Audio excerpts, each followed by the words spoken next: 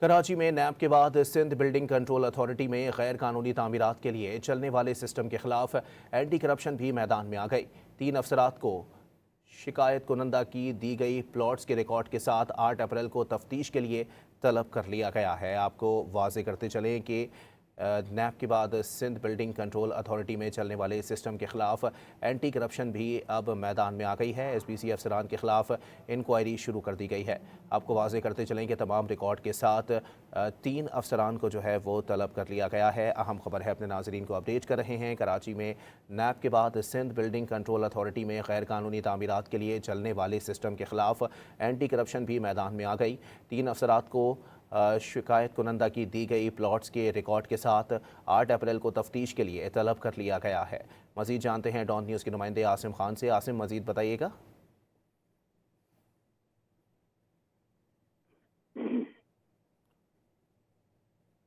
आसिम बताइएगा, anti corruption की जानिब से इंक्वायरी का आगाज़ किया गया है, कौन कौन से अफसरान तलब किए गए हैं? जी हाँ, एंटी करप्शन एस्टेब्लिशमेंट सिंध में जो है बिल्डिंग कंट्रोल अथॉरिटी के अफसरान के खिलाफ तहकीकात का आगाज कर दिया है।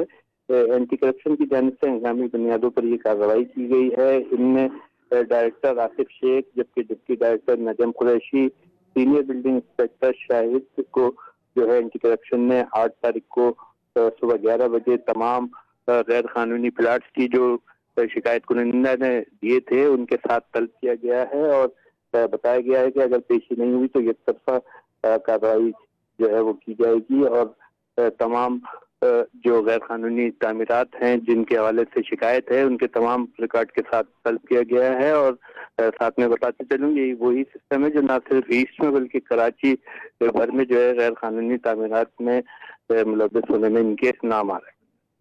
बहुत शुक्रिया आसिम।